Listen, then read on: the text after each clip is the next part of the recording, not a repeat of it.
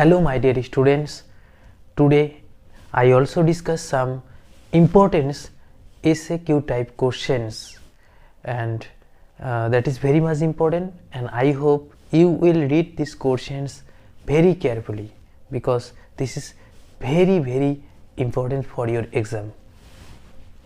Shall I compare thee to a summer's day? Here is the poet William Shakespeare. So first question here, what does the eye of heaven refer to? A eye of heaven here is the most important word. So eye of heaven here ki refer to the sun. Answer ki here is the sun. Number 2, and summer's lease all too shorted it. Here is the summer's lease, the most important word. Summer's lease ki jinish. What is summer's lease? More like summer's lease means short time span of summer. Short time span of summer ke ki bolbo? Summer's lease. Very important. Next, number 3, how is the gold complexion of the sun dim?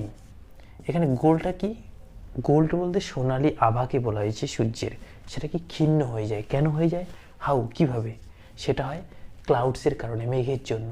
কারণ মেঘগুলো আকাশে জমা হয়, সেটা ঝড়ের আগমন বার্তা বহন করে।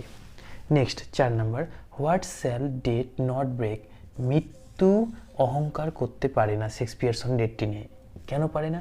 কারণ ওই charming existence of the poet's friend initiate, মানে তার ছত্রছায়ায় থেকে কবির বন্ধুর যে আকর্ষণীয় অস্তিত্ব, সেই আকর্ষণীয় অস্তিত্বের জন্য কিন্তু মৃত্যু কখনো অহংকার বা গর্ব করতে পারছে না। এই যে ব্রেক বলা হয়েছে একে। Number 5, how long will the young man be remembered in Shakespeare sonnet 18? কতদিন থাকবে ওই ইয়াং ম্যান, মানে তরুণ মানুষটি এই কবিতায়?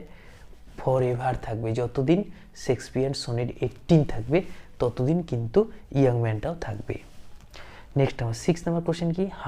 সো লং লাইভ দিস, ততদিন থাকবে এটাই। এই যে দিস দিয়ে কি বোঝানো হয়েছে? দিস দিয়ে এটা বোঝাচ্ছে যে শেক্সপিয়ার সনেট 18, মানে পোয়েট্রির লাইন্সগুলো যতদিন থাকবে ততদিন কিন্তু তার বন্ধুরও সৌন্দর্য থাকবে, দ্য পোয়েটস ফ্রেন্ড বিউটি ততদিনই থাকবে। So long live this. Next number 7, what will make the beauty of the poet's friend eternal? কবির বন্ধুর সৌন্দর্যকে এটার্নাল করেছে বা অমলিন রেখেছে কি জিনিসটা?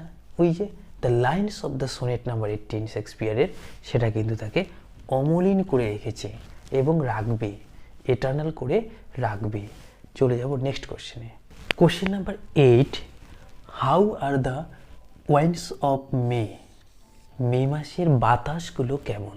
তো আমরা জানি যে ওয়াইন্ডস অফ মে হচ্ছে ভেরি রাফ, মানে রুক্ষ। কী হবে আনসারটা? রাফ, ROUGH, মনে রাখবে। ওয়াইন্ডস অফ মে রাফ, আনসারটা লিখে নাও rough. Number 9, whose summer is eternal? এই যে কার সামারকে এটার্নাল বলা হয়েছে? যে সামারটা এখানে এটার্নাল হচ্ছে পোয়েটস ফ্রেন্ড, কবির বন্ধুর সামার এটার্নাল। তার আনসার কী হবে? Poets friend. Next number 10, what gives life to the poet's friend in Shakespeare sonnet 18?